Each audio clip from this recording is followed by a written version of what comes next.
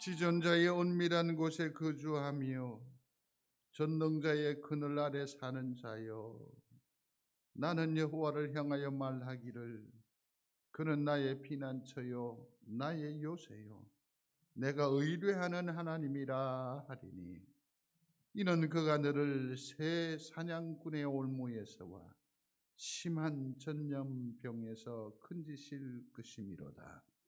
그가 너를 그의 기초로 덮으시리니 네가 그의 날개 아래에 피하리로다. 그의 진실함은 방패와 손방패가 되시나니, 저는 밤에 찾아오는 공포와 낮에 날아드는 화살과 어두울 때 퍼지는 전염병과 밝을 때 닥쳐오는 재앙을 두려워하지 아니하리로다. 아멘. 사랑의 아버지 하나님, 주께서 이렇듯 말씀하신 언약을 우리가 지푸라기 삼아 주님 앞에 기도합니다. 우리를 지켜 주시옵소서. 우리로 묻게 하여 주옵소서.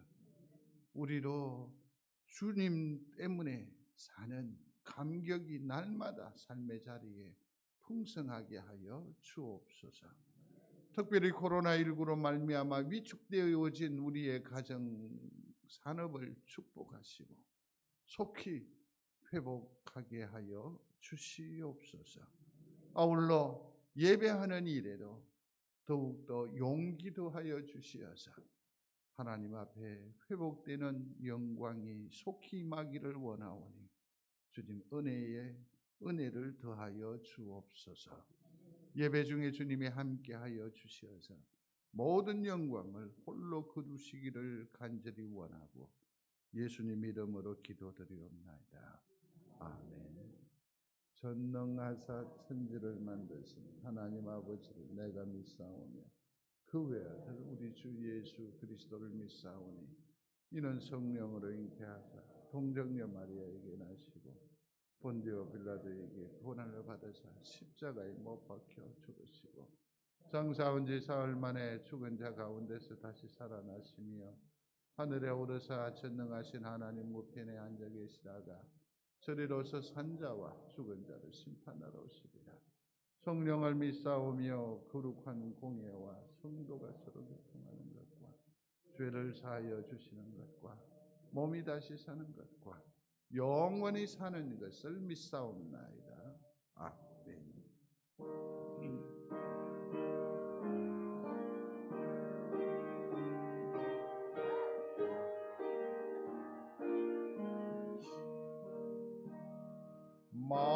만유의 주제 존귀하신 예수, 사람이 되신 하나님, 나 사모하여 영원히 섬길 내 영광 되신 주로다.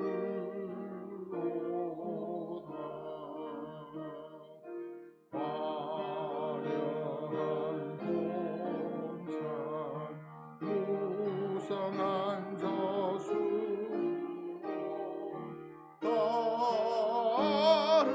아름답고 묘하나 순전한 예수 또 아름다워 봄 같은 기쁨 주시네.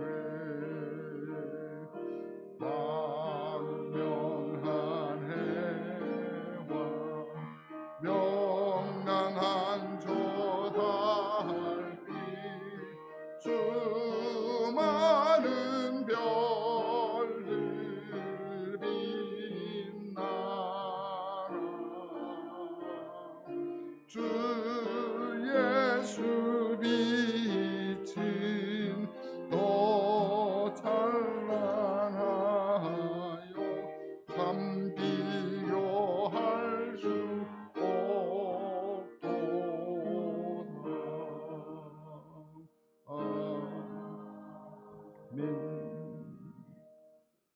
온 땅이요 여호와께 즐거운 찬송을 부를지어다.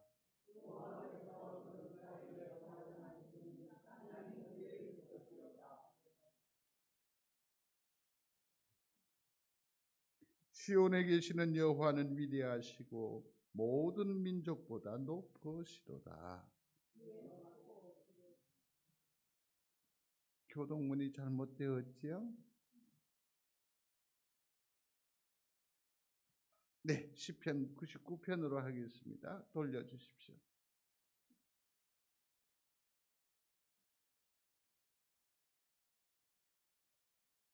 같이 처음부터 하겠습니다. 여호와께서 다스리시니 만민이 떨 것이요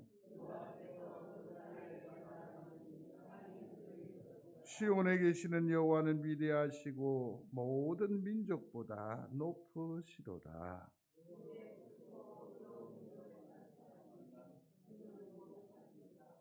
능력 있는 왕은 정의를 사랑하느니라. 주께서 공의를 견고하게 세우시고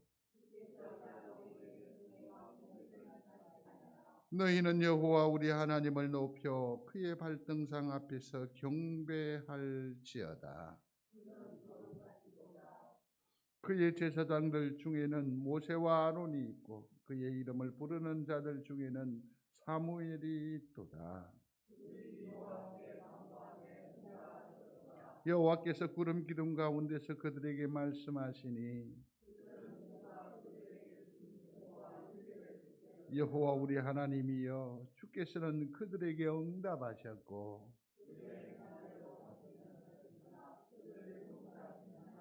너희는 여호와 우리 하나님을 높이고 그 성산에서 예배할지어다. 아멘.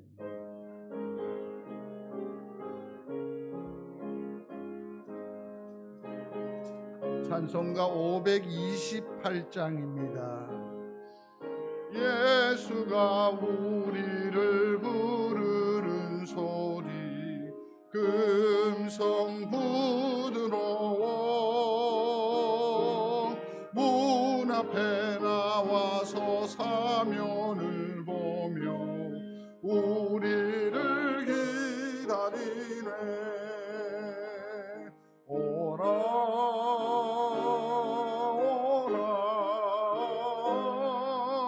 방황치 말거라.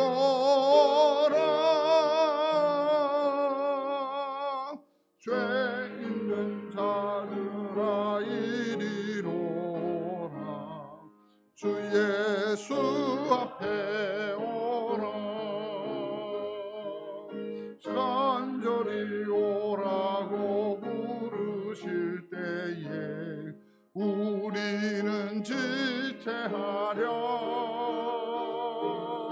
주님의 은혜를 왜 아니 받고 못 들은 채 하려나. 오라 오라 방황치 말거라. 죄 있는 자들아 이리로라. 주 예수 앞에 오라.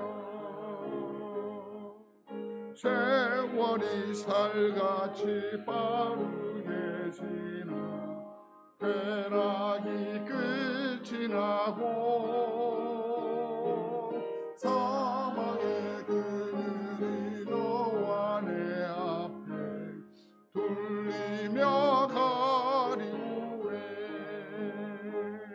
오라 오라 방황치 말거라.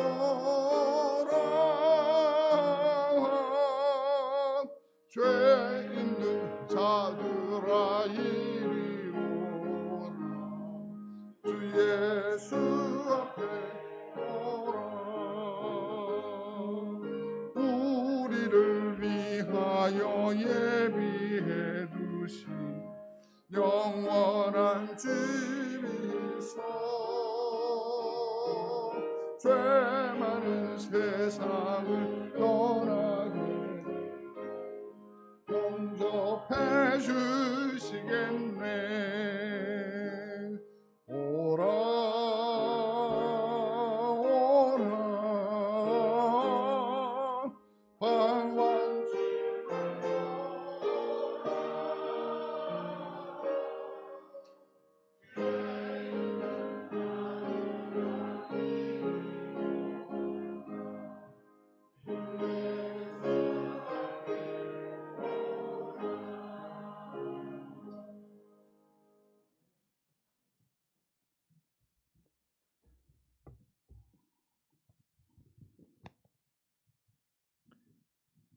빛과 진리를 보내시어 우리를 친히 인도하시는 하나님, 주님으로부터 우리가 큰 기쁨을 누리고 살게 하시니 감사를 드립니다.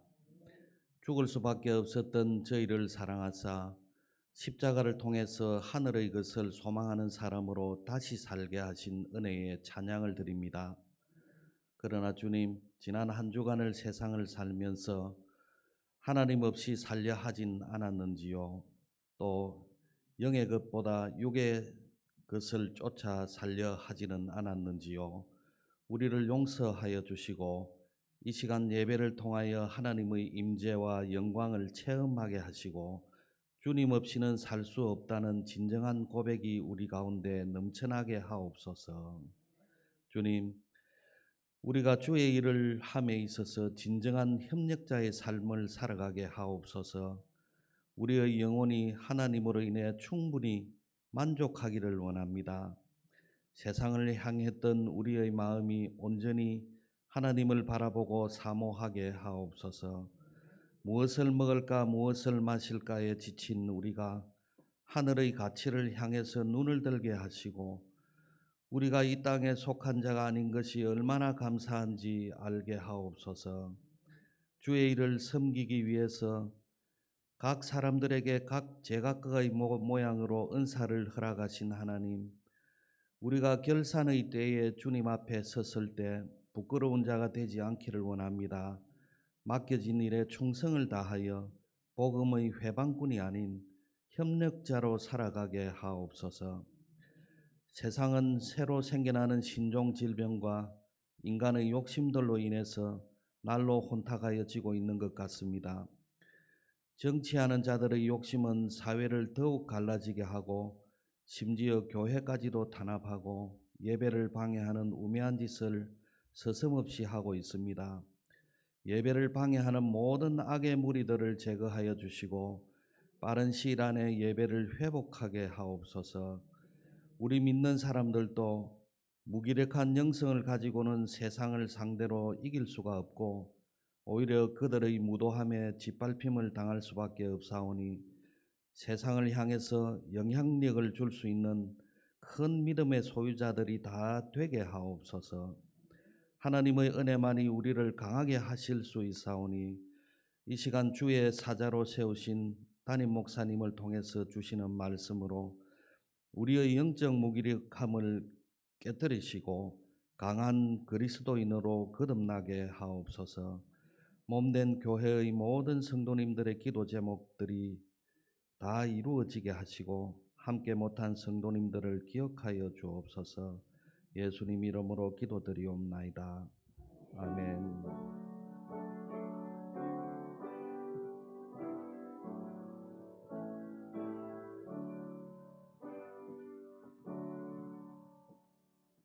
하나님 말씀 함께 합니다. 마가복음 8장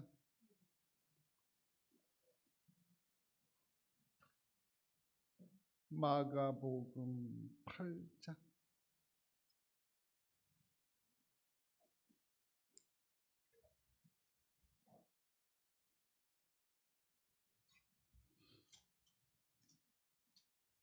27절부터 35절 말씀입니다. 예수와 제자들이 빌립보 가이사랴 여러 마을로 나가실세 길에서 제자들에게 물어 이르시되 사람들이 나를 누구라고 하느냐.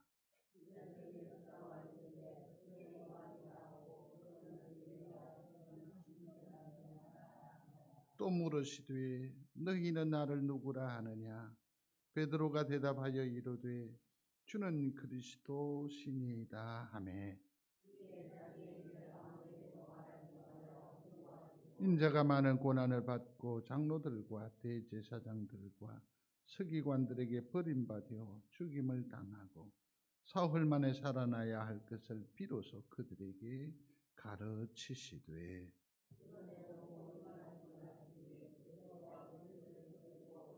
예수께서 돌이키사 제자들을 보시며 베드로를 꾸짖어 이르시되 사탄아 내 뒤로 물러가라.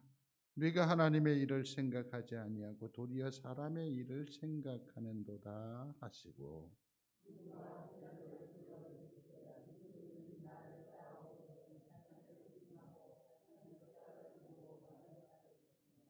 함께합니다. 누구든지 자기 목숨을 구원하고자 하면 잃을 것이요 누구든지 나와 복음을 위하여 자기 목숨을 잃으면 구원하리로다. 아멘. 기도하겠습니다. 한 주간 함께 해주셔서 감사합니다. 아버지 하나님, 저희 가족들 건강과 사랑을 지켜주시옵소서.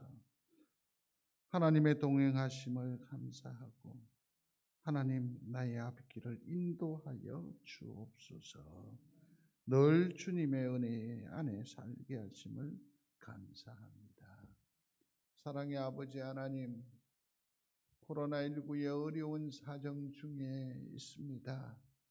그러한 와중에서도 주님의 것을 분별하는 귀한 정성과 손길을 주님께서 기억하시고 축복하여 주옵소서. 아버지 하나님, 30배, 60배, 100배의 열매가 있는 저들의 소득의 잔이 흘러넘치는 은혜를 더하여 주시옵소서. 우리의 마음마저도 주께서 흠양해 주신 줄로 믿으며 예수님 이름으로 감사 기도드리옵나이다. 아멘.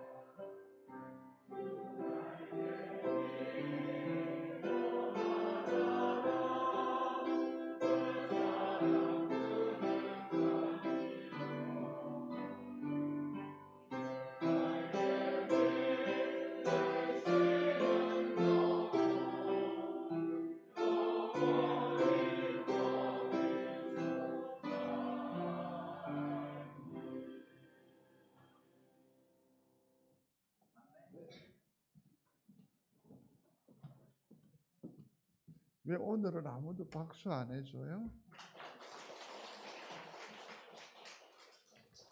잘했는데. 한 번 더 하나님 앞에 영광으로 박수 올려 드리겠습니다. 감사합니다. 오늘 우리가 읽은 본문은 너무나도 잘 아시는 말씀이기도 합니다. 그래서 어쩌면 너무나 잘 알기 때문에 그냥 무심결에 스쳐 지나갈 수 있는 것이기도 합니다. 그럴 수 있다고 생각을 합니다. 그러나 오늘 본문을 좀 의미 있게 한번 살펴볼 필요가 있을 것입니다. 성경이 말하는 그 시대 속에 깊이 한번 들어가서 예수님과 그 유명한 사도 베드로의 그 생각들을 우리가 한번 짚어보면서 그 의미를 새롭게 하기를 원합니다. 가이사랴 빌립보라고 오늘 본문의 배경을 우리에게 보여줍니다. 지금 표시한 여기가 주로 이제 유다 지방이라고 할 수 있고 베들레헴도 있고 예루살렘도 있습니다. 그런데 사실은 이 예루살렘 중심에 있습니다만 로마가 지배하면서 이 중심이 예루살렘에서 다소 조금 변방으로 나가게 되지요. 그게 뭐냐면 가이사랴라는 곳입니다. 이곳은 왜냐하면 로마나 인근 국가들이 접근하기가 수월한 해상 항구가 있기 때문에 중심지가 조금 해변 쪽으로 밀려난 거지요. 여기에는 여러분들이 잘 아시겠습니다만은 큰 전투 경기장도 있고 극장도 있었을 뿐만 아니라 유명한 히스기야의 수로가 있었습니다. 그러니까 저 내륙 깊은 곳에서부터 물을 직접 공수해 와서 도시가 형성이 될 정도로 매우 발달한 문명이 가이사랴에 형성이 되었었습니다.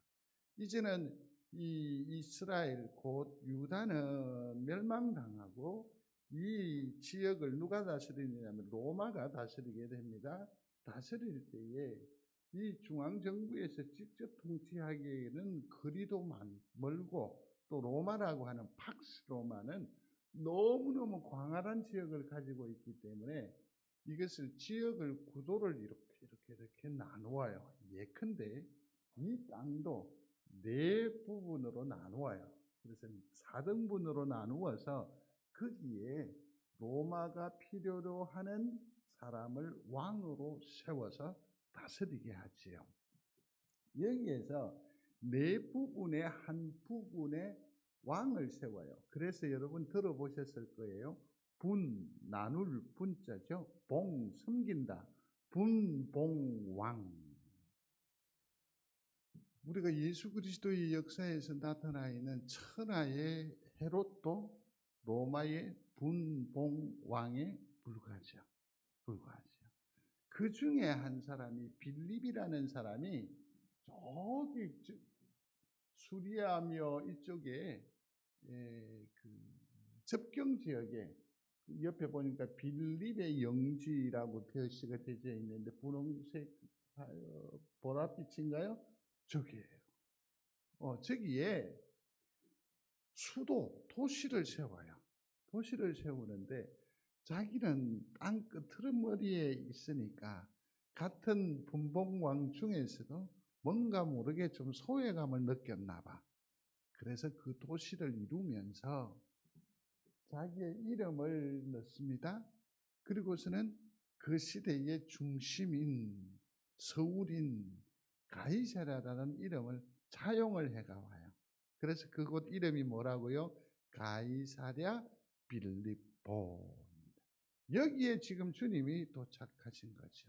물론 이곳은 참 유명한 곳이기도 합니다만 이 예루살렘과 매우 거리가 있다라는 거죠. 요즘 자녀를 낳으면 어디로 주로 갑니까? 서울로 가야, 중앙으로 가야 거기에 출세의 기회이거나 교육이나 문화나 모든 혜택이 기회가 많이 열려져 있기 때문에 주로 서울로 가게 되죠. 집중이 되어져 있는데 예수님께서 지금 발딛고 선 곳이 예루살렘, 곧 중심, 곧 서울이 아니라 어디입니까? 변방에 놓여 있다라는 것 우리가 놓치면 안 되지요. 이건 왜일까? 저는 그렇게 생각을 합니다. 이곳은 베드로가 예수님 앞에 신앙 고백한 곳이에요. 성지순례를 가시면 가이사랴 빌립보를 가시면 이곳을 꼭 방문하게 되어져 있습니다. 이곳에서 있었던 유명한 신앙 고백을 여러분 혹시 아시려나 아시겠습니까? 주는 살아계신 하나님의 아들이시니이다. 아멘. 그 고백이 있었던 곳이지요. 왜 주님은 굳이 예루살렘에서 모든 일들을 시작하시지 아니하시고 이처럼 거리가 있는 가이사랴 빌립보에서 역사하셨을까라는 부분입니다. 곧 하나님의 나라는 크기이거나 화려하거나 엄청난 자금이거나 이것이 아니라는 겁니다. 그건 뭐냐면 주님이 중심이시라는 거죠. 그러면 여러분들은 영적 영안으로 보시기를 바랍니다. 이 땅의 중심은 어디입니까? 예루살렘입니까? 가이사랴입니까? 어디입니까? 여러분들 한번 고백해 보십시오. 이 땅의 중심은 어디입니까? 다시 여쭙습니다. 이 땅의 중심은 어디입니까? 가이사랴가 아니죠. 예수님이 발딛고 계신 곳, 다시 여쭙습니다. 중심은 어디에 있습니까? 가이사랴 빌립보. 송정제일교회라고 하셨는데, 그러면 이 땅의 중심은 어디입니까? 송정제일교회. 그러면 여러분들은 대단한 신앙의 소유자요, 대단한 믿음의 고백을 방금 하신 겁니다. 그건 뭘까요? 주님이 여기 계신다. 그걸 믿는 거예요. 주님이 어디 계신다? 여기 계신다. 이 땅의 중심이 어디뇨? 여기입니다라고 했었을 때에는 여러분들은 고백한 거예요. 주님이 어디 계신다고요? 여기. 이 아름다운 고백이 우리 성도들의 삶을 꽉 붙잡는 그런 사랑의 사슬이 되기를 주의 이름으로 축원합니다. 이게 신앙이에요. 이게 믿음이라는 거죠. 주님께서 묻습니다. 나를 누구라고 아느냐? 나를 누구라고 아느냐? 라고 묻습니다. 오늘날 우리가 누가복음 7장을 통해서 계속해서 예수님을 누구로 믿습니까? 구주로 믿습니까? 라고 우리 스스로 질문했었습니다. 그러면서 우리는 예수 그리스도를 막 고백하기 시작했었습니다. 그렇죠? 그래서 여러분들에게 다시 한 번 더 심령에 새겨 보는 거죠. 여쭤보는 거죠. 예수님을 누구라고 생각하세요? 누구라고 믿으세요? 그리스도라고 믿으십니다. 예수는 나의 구주가 되심을 믿습니다. 예수는 나의 메시아이심을 믿습니다. 좀 더 세부적으로 나아갔을 때 우리는 어땠습니까? 그는 누구이신 왕이신 구주였습니다. 그는 큰 선지자이신 예수님. 또 있죠. 대제사장이신 예수. 우리는 이렇게 고백할 수 있어서 얼마나 행복하고 얼마나 감사한지 모르겠습니다. 근데 주님이 이제 28절에 있는 말씀인데 다 같이 28절을 같이 봉독하겠습니다. 아닙니다. 제가 성경을 찬송하고 하면서 덮었기 때문에 찾아야 됩니다. 8장 28절 같이 읽겠습니다. 제자들이 여짜와 이르되 세례 요한이라 하고 들으는 엘리야 들으는 선지자 중에 하나라고 하나이다. 사람들이 나를 누구라고 하느냐? 그러니까 세례 요한이라고 하고요. 또 어떤 사람은 엘리야라 하기도 하고요. 또 어떤 사람은 선지자 중에 하나라 카더이다. 그렇게 말하는 거예요. 여기서 중요한 건 있지요. 제자들의 자기 고백입니까? 아닙니까? 아니죠. 그 사람들이 누군가가 세례 요한이라 카더이다. 엘리야라 카더이다. 선지자 중에 하나라 카더이다. 자기 고백은 들어가 있어요? 없어요? 없어요. 제가 오늘날 시대를 살아가면서 참으로 많은 분들과 관계하게 됩니다. 참 관계하게 되는데 한 가지 아쉬운 것이 있어요. 그게 뭐냐면 철두철미하게 자기 소리는 숨겨요. 여러분들이 간단한 문자나 이런 것들도 보면 전부 다 어디 뭐지요? 퍼온 걸. 내 속의 심사는 얘기해요, 안 해요? 처음에서 드러내지 않아요. 뭐라 카드이다, 카드이다, 카드이다, 카드라 통신이라고 하는 거죠, 이걸. 자기 말이 없어. 자기 주장이 없어. 자기 결정권이 없어. 이게 너무 아쉬워요. 아쉬워. 여러분들이 저하고 SNS에 했었을 때 곰곰이 한번 생각을 한번 해보시기를 바랍니다. 목사가 장문의 답변을 보냈을 때는 어떤 때 목사가 장문의 답신을 했었을까? 그리 감동적인 글 때문에 그랬을까요? 아닌 것 아시죠? 뭡니까? 어눌하지만 내 생각을 한자 한자 기록한 거기에는 최소한 많은 시간과 많은 문자를 할애했다는 걸 이제는 아시기를 바라요. 제자들은 뭐라고 말합니까? 세례 요한이라 카더이다. 엘리야라 카네요.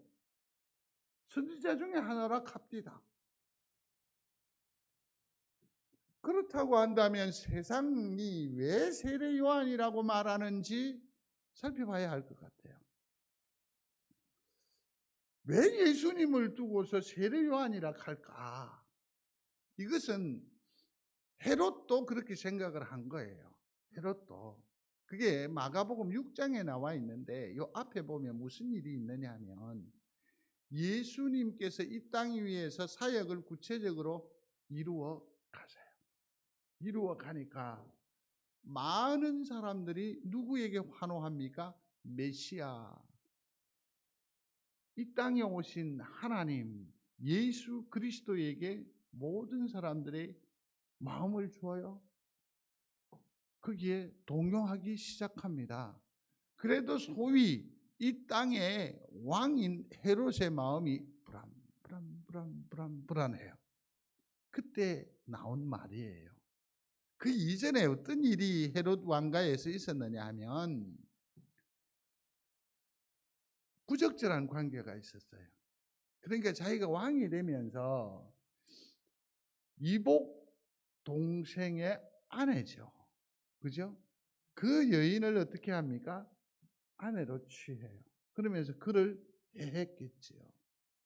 그런데 이러한 불합리한 일들을 저지른 일에 대해서 모두가 다 잠잠한데 유일하게 이걸 들추어내고 잘못했다라고 얘기하는 마치 다윗에게 나단 선지자처럼 그러한 존재가 나타나요. 그가 누구냐면 세례 요한. 잘 아시죠? 그래서 헤로디아라고 하는 그 딸 춤을 추지요. 소원을 말하게 하지요. 그러면서 결국 세례 요한은 어디에? 소반 위에 올려진 머리가 되어버렸어요.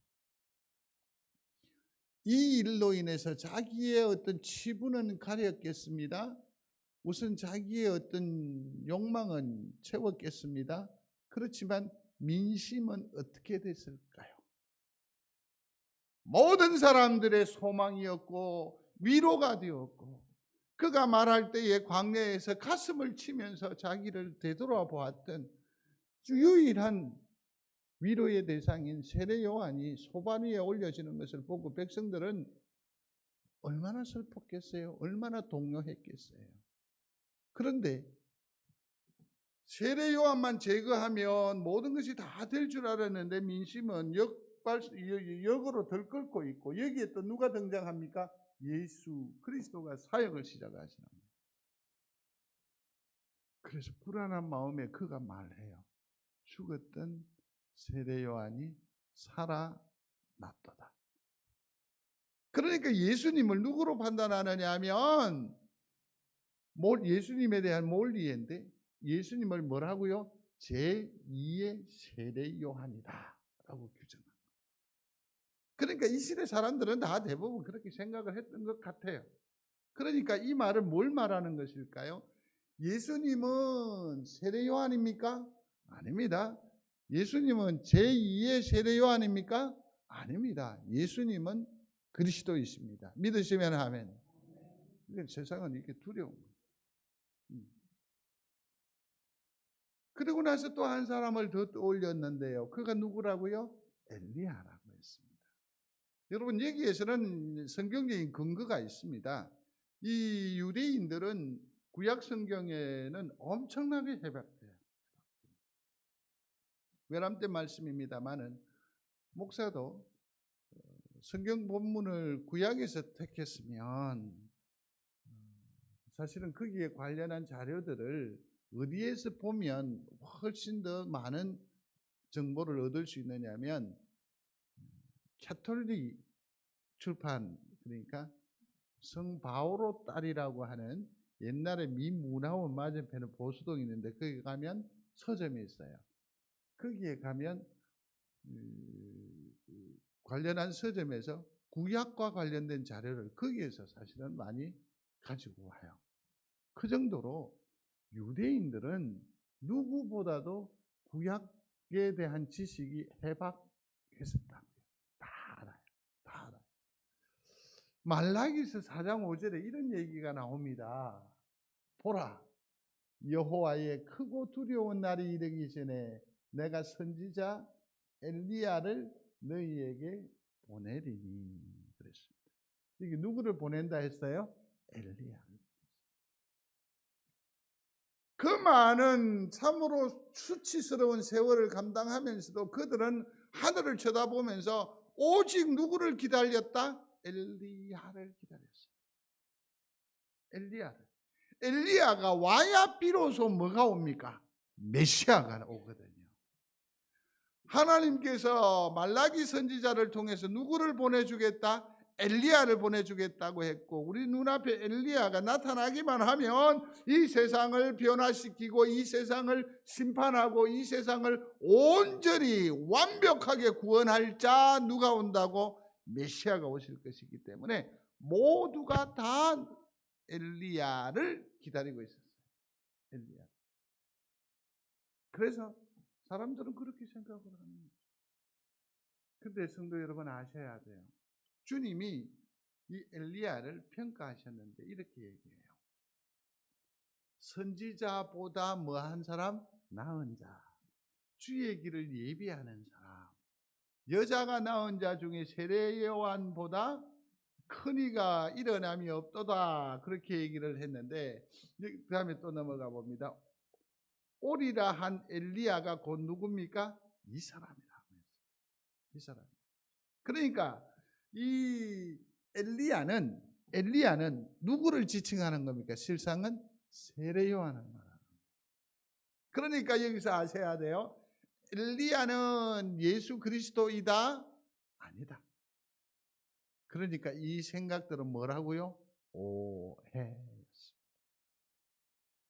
사람들이 말합니다. 세례 요한이라 카더이다. 그는 오해.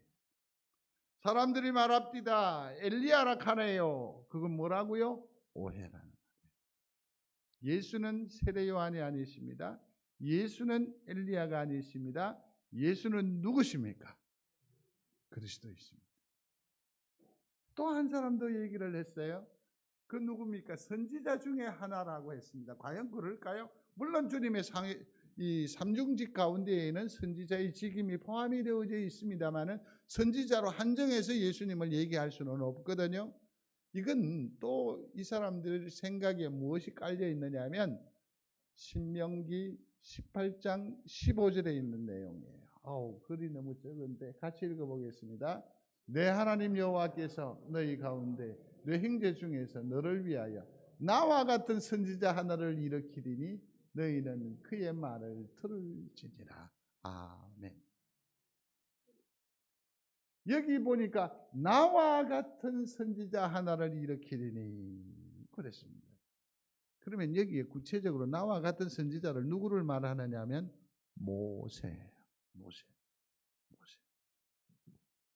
예수님은 가르치는 일이거나 또 혹은 그 백성들로부터의 그 호응이라든지 그 다음에도 하나님에 대한 신지식이라든지 모든 면에 있어서 모세와 비교할 때에 좋기 부족함이 없다라고 생각을 한 거죠. 그래서 그 선지자 중에 하나라고 얘기를 한 거죠. 선지자 중에 하나. 모세와 같은 존재. 그렇지만 예수님이 그러면 그 메시아냐? 모세와 같은 선지자이냐?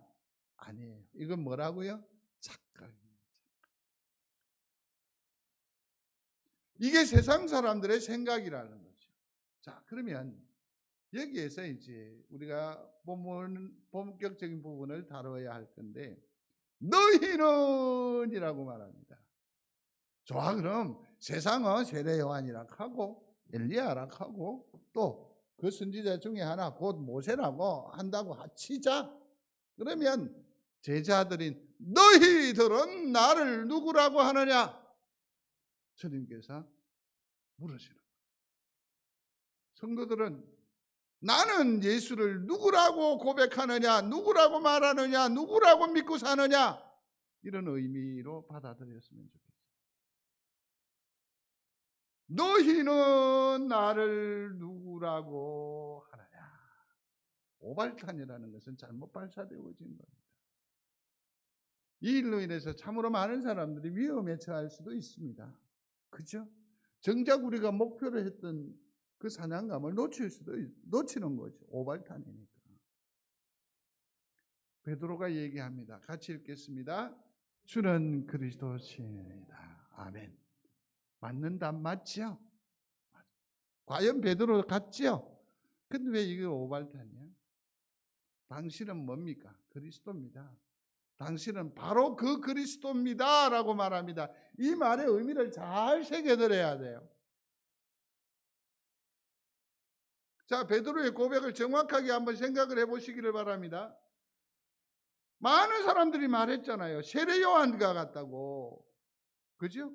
또 누구? 엘리야와 같다고 했어요. 또 누구요? 모세와 같은 자라고 했어요. 베드로는 당신은 그리스도입니다. 이 고백은 뭘 말하느냐면 주님 세례 요한 맞잖아요.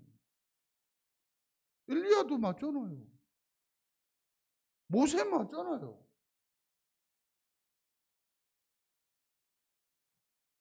모든 사람들이 말한 메시아 맞으면서 맞잖아요.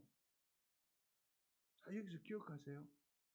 베드로는 메시아를 예수님을 참 그리스도로 고백했습니까? 안 했습니까? 안 한 거예요. 단지 소문, 지식, 생각 거기에 그치고 있어요.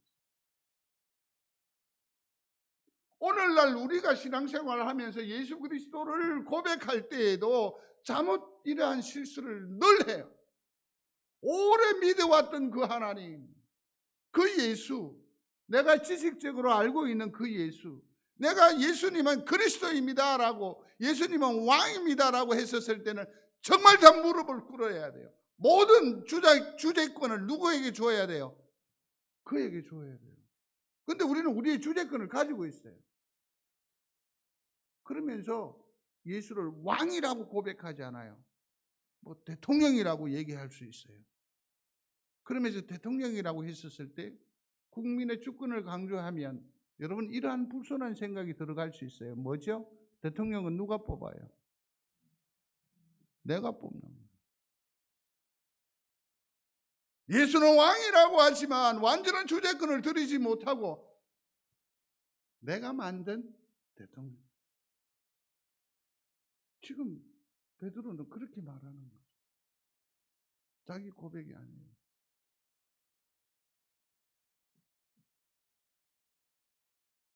세례 요한, 엘리야, 모세와 같은 그러한 당신이지 않습니까? 이렇게 말합니다.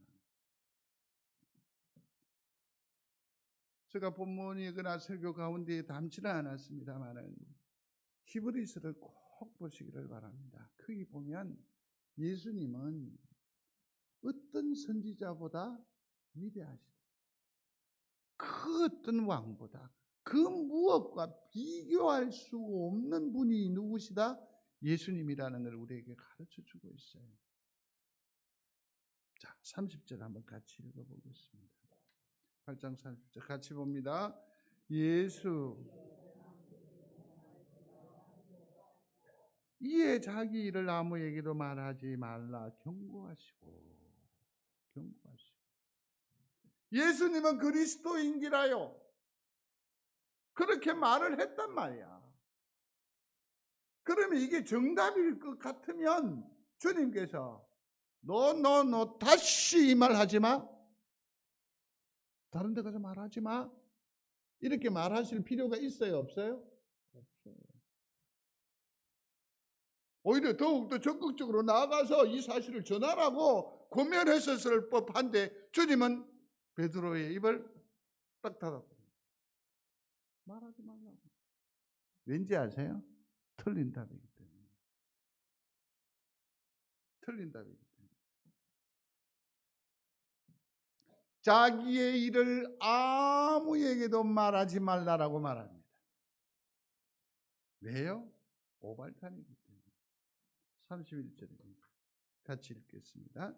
인자가 많은 고난을 받고 장로, 대제사장들과 서기관들에게 버림받아 죽임을 당하고 사흘 만에 살아나야 할 것임을 비로소 그에게 가르치시되. 아멘. 주님께서 뭐라고 말씀하십니까? 나는 칼로 다스리는 자가 아니거든. 나는 높은 자리에서 압제하는 자가 아니거든. 오히려 나는 낮은 자리에서 오히려 그들을 위하여 너희를 위하여 고난당하고 압제당하고 다시 재교육을 하는 거예요. 재교육을. 이들이 모두가 생각한 데는 뭐냐면 주님께서 심판자로 오셔서 이 불편부당한 이 세상을 다 갈아엎어버리고 예수님 주변에 있는 자기들 중심으로 정부를 새로 조직하고 새로운 질서를 구축하기를 원하는 거예요. 그러나 주님은 전혀 생각이 다르시다고 말하는 거예요.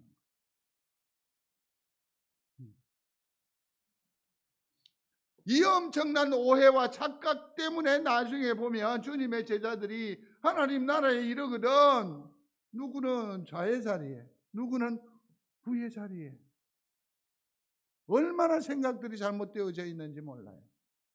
주님이 그래서 다시 가르치시는 것이죠. 주님은 뭡니까? 고난받는 인자입니다. 고난받는 인자이심을 주님께서 다시 한 번 더 제자들에게 가르쳐 주신다라는 사실 아니겠습니까? 이게 바로 베드로의 오발탄입니다. 오발탄. 고난당하는 인자. 읽어보겠습니다. 시작.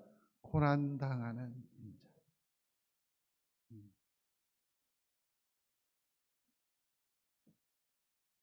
두 번째, 베드로가 여기서 실수에 그치지 않고 또 더 나아가요.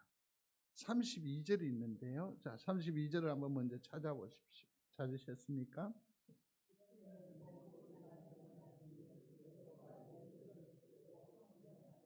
거기 보니까 뭐라고 되어 있습니까? 베드로가 예수를 붙들고 항변한다라고 했습니다.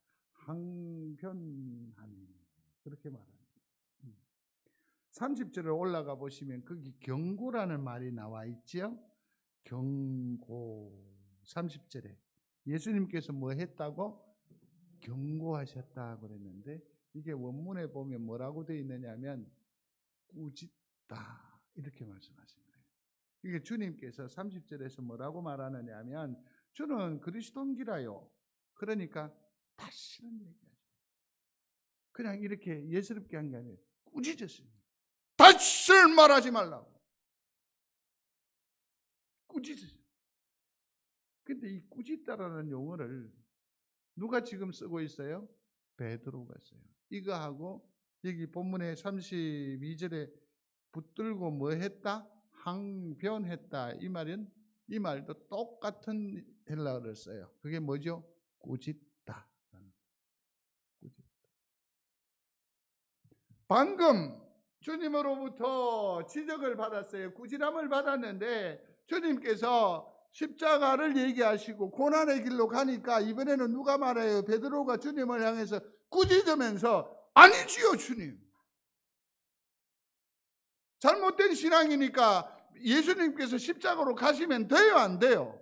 안 돼요. 왜? 주님께서 십자가로 가시면 이 땅에 새로운 조직을 해야 되는데 내가 상관이 돼야 되는데 왜 죽어버리면 십자가로 사라지면 내가 지금까지 모든 것들을 다 내려놓고 주님을 따라왔는데 나는 뭐가 돼? 그러니까 베드로가 말하는 거예요. 말도 안 되는 소리 하고 계세요. 예수님 정신 차리세요 정신. 주님은 이 땅에 뭐가 돼야 돼요? 승리자가 돼요. 강력한 집권자가 돼야 돼요. 그러면서 여기에서 뭐라고 했다고요? 붙들고 항변했다. 이 말은 뭐냐면 꾸짖어 이르시되라는 말입니다. 여기서 베드로의 오발탄이라는 것을 여기서 확인할 수 있게 됐지요. 예수께서 그렇게 자신을 이해하고 그렇게 말씀을 이렇게 하시면 베드로는 아니라는 거죠. 내가 당신을 잘못 선택했다. 그런 의미예요. 지난 시간에 여쭤보았습니다. 내 삶의 자리가 매우 힘들고 어렵고 그럼에도 불구하고 주님을 향하여서 주는 나의 그리스도이십니다 라고 고백할 수 있겠습니까? 라고 물었습니다. 더 나은 것을 주실 줄로 믿고 여러분들은 고백했는지 모르겠어요. 그러나 사실은 더 나은 것, 어떠한 위로는 뭡니까? 이 이후의 일입니다. 그러므로 지금 신실하게 답해 보시기를 바랍니다. 그럼에도 불구하고 예수님을 구주로 믿으십니까? 오늘 이게 더 중요한 겁니다. 이게 더 중요해요. 저는 5대째 신앙을 이어오고 있습니다. 목회자로서 정말 많은 시간을 투자를 했었습니다. 배우는 일에도 설교하는 일에도. 그런데 오늘 이와 같은 설교를 한 번도 한 적도 없고 한 번 들어본 적도 없어요. 그래서 사실은 이번 한 주간 동안 이 말씀 때문에 엄청나게 힘들었습니다. 엄청나게 힘들었습니다. 외람 떼고 죄송합니다. 예수는 틀이 아닙니다. 예수는 액세서리가 아닙니다. 예수는 여흥의 시간이 아닙니다. 예수는 나의 전부가 되어야 합니다. 전부가 되어야 합니다. 이것이 기본적으로 갖추어질 때에 교회관이 달라집니다. 여러분 직분관이 달라집니다. 같이 읽겠습니다. 사단아 내 뒤로 물러가라. 네가 하나님의 일을 생각지 아니하고 도리어 사람의 일을 생각합니다. 여기 보니까 하나님의 일이 있고 사람의 일이 있다라는 거지. 신앙은 하늘을 생각하는 겁니다. 하늘로 판단하는 겁니다. 하늘로 판단하는 겁니다.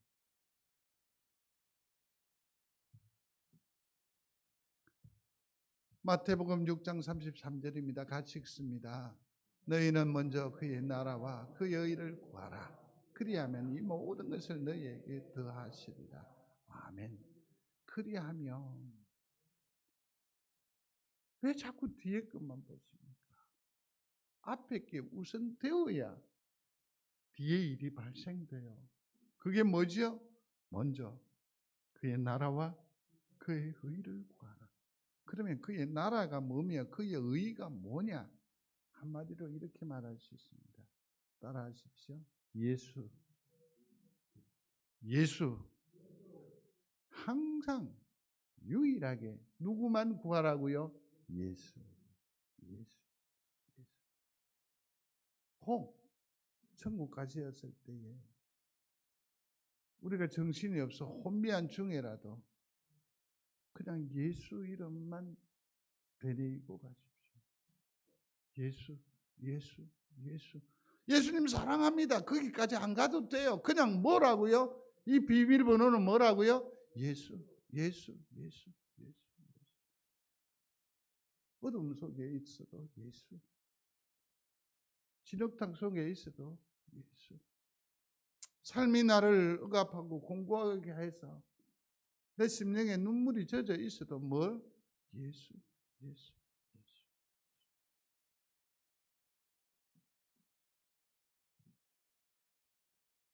과연 베드로는 오발탄을 이처럼 쏘았습니다만은 또 사실은 베드로 하면 또 생각하는 게 있지요. 이 오발탄으로 말미암은 그 행위 결과가 있어요. 그렇게 자꾸 엎어지다 보면 나중에 그렇게 낭떠러지에 같이요. 예수님을 몇 번 부인합니까? 3번 부인. 그렇지만 그에게 단점 하나 있는 게 아니죠. 상당한 의미 있는 장점이 있죠. 주는 그리스도시요 살아계신 하나님의 아들이십니다. 주님께서 이 일로 얼마나 칭찬하십니까? 바요나 시몬아 내가 복이 있도다. 이를 네게 알게 아니는 혈육이 아니요 하늘에 계신 내 아버지이시니라. 너는 베드로라. 내가 이 반석 위에 내 교회를 세우리니 엄부의 권세가 이기지 못하리라. 내가 천국 열쇠를 네게 주리니 네가 땅에서 무엇이든지 매면 하늘에서도 매일 것이요 네가 땅에서 무엇이든지 풀면 하늘에서도 풀리리라. 아멘. 교회의 기초석이 되었다라는 것 아닙니까? 이게 베드로의 반전이에요. 반전. 바른 고백이 바른 신앙이라고 저는 생각을 해요. 바른 고백.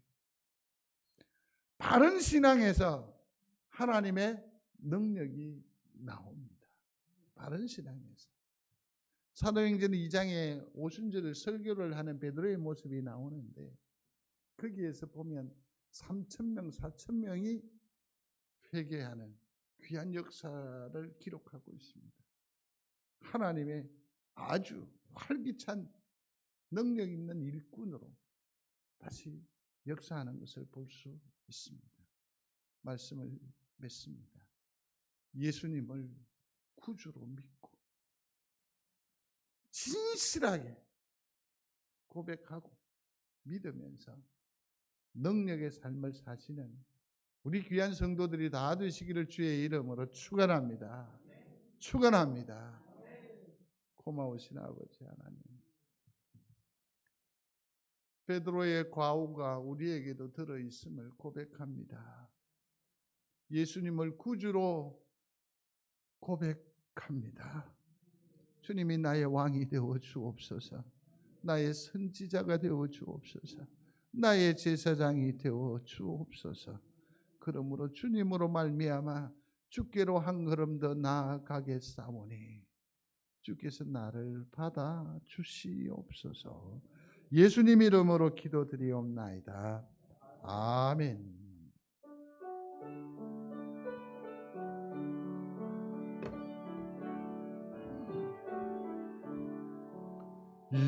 세상 험하고 나 비록 약하나 들기도 힘쓰면 큰 권능 얻겠네. 주의 은혜로 대속받아서 비와 같이 붉은 죄 눈같이 희겠네. 주님의 권능은 한없이 크오니 돌 같은 내 마음 건너겨 주소서. 주의 은혜로 대속받아서 비와 같이 붉은 죄 눈같이 희겠네.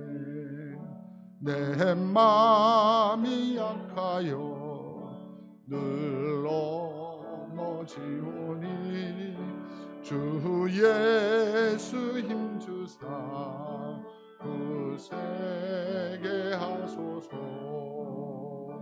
주의 은혜로 대속받아서 비와 같이 붉은 죄 눈같이 희겠네. 죄 사함 받은 후 새 사람 되어서 주 앞에 서는 날 늘 찬송하겠네. 주의 은혜로 대속받아서 비와 같이 붉은 죄 눈같이 희겠네. 아멘. 교회 소식 참고해 주시기를 바랍니다. 이제 예배 드릴 수 있습니다. 그렇지만 철저한 방역 수칙이 절대적으로 필요합니다. 대구에서 대구 예수중심교회인가요? 거기에서 확진자가 나옴으로 또 다른 교회적 권심이 되고 있습니다. 그러니까 성도들이 이 일에 대해서 특별히 유념하셔야 합니다. 몸이 좀 불편하시거나 어려움이 있으면 스스로를 격리하시고 또 교회에 참여하는 것을 제고하셔도 괜찮습니다. 단 이 일로 인해서 그러한 마음의 결심을 가지셨으면 우리 교회는 부교육자가 없기 때문에 어쩔 수 없습니다만 목사에게 반드시 일러 주십시오. 그래서 함께 기도하고 또 함께 이 일을 도모하겠습니다. 그러므로 다소간의 불편이 있어도 여러분들이 이해하시고 협력을 해 주시기를 바랍니다. 예배 후에 피택자들의 모임을 갖도록 하겠습니다. 또 올해 추수감사절이 11월 15일 주일이 됩니다. 2주 정도 남았는데 혹 학습 세례 대상자가 되는지 지역장들과 기관장들은 특별히 살펴주시기를 바랍니다. 앞서 잠시 언지를 했습니다마는 목사가 혼자서 감당을 하게 되니까 뭐 좌충우돌하게 되고 어떤 때는 잘 챙겨두었는데 또 뭔가 하기도 하고 그래서 굉장히 어려움이 있는데 여러분들이 교육자의 심정으로 잘 살펴주시고 이 일을 도와주시기를 바랍니다. 아울러 다음 주에는 지역장 및 기관장 연석회의를 갖도록 하겠습니다. 미리 한 주간 전에 말씀을 드리는 것은 시간을 예비해 달라라는 것입니다. 요즘은 성도들을 한번 만나기가 정말 어렵습니다. 또 이러저러한 형편 때문에 빠져버리면 글쎄 목사에게 직접 듣는 거하고 누구에게 대신 듣는 거하고는 또 좀 다르거든요. 나중에 책임 소재의 부분도 있고 하기 때문에 할 수 있거든. 미리 이처럼 시간을 게시해 드리는 거니까 잘 준비하셨다가 시간 잘 조정하셨다가 함께 의논할 수 있었으면 좋겠습니다. 특별히 다음 주에는 피택자의 사진 촬영이 있을 겁니다. 피택자들은 그럴 수밖에 없습니다. 안 나와 참석하지 않으면 시간이 없기 때문에 피택자의 얼굴이 없는 그런 형식이 예식이 될 수 있으니까 유념해 주시면 좋겠습니다. 나머지 광고는 주보를 참고해 주시기를 바라고 그렇습니다. 요즘 어르신들이 교회에 나오는 이것은 제가 어떤 생각을 하느냐면 목숨을 건 여정이다 그렇게 생각을 합니다. 너무너무 감사하고 너무너무 소중한 귀한 역사입니다. 온 교회는 어르신들을 위로하십시오. 그들의 다리가 되어주시고 그들의 힘이 되어주시고 그들과 함께 해주시기를 중심으로 소원하고 감사합니다. 우리 그러한 어른들의 예배의 소중한 그 정성에 감사하고 또 걸음에 힘을 드리기 위해서 우리 크게 박수를 한번 위로해 주시기 바랍니다. 감사합니다. 다 같이 축복하겠습니다. 이 믿음 굳세라 일어나셔서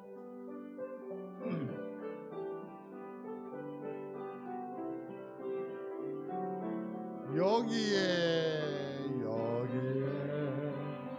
모인 우리 주의 은총 받을 자여라. 주께서 이 자리에 함께 계심을 아노라. 언제나 주님만을 찬양하며 따라가리니 시험을 당할 때도 함께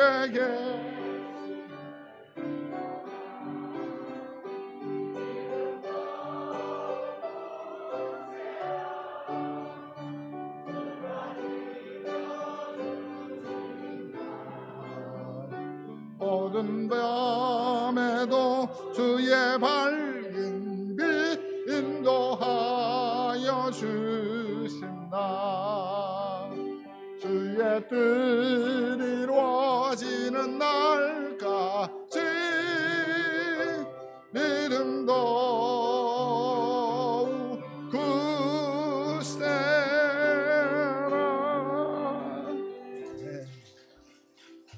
기도하겠습니다. 이제는 우리 주 예수 그리스도의 은혜와 하나님 아버지의 무한하신 사랑하심과 성령님의 감화 감동하심이 예수를 구주로 고백하며 마음과 정성을 다하여 예배하고 그 삶의 자리로 나아가는 주님의 사랑하는 사람들 머리 위에 영원히 함께 있을지어다. 아멘. 아버지 하나님 감사하고 감사합니다. 오늘 예배 중에 함께 하셨사오니 주 귀한 영광을 보게 하옵소서. 아멘.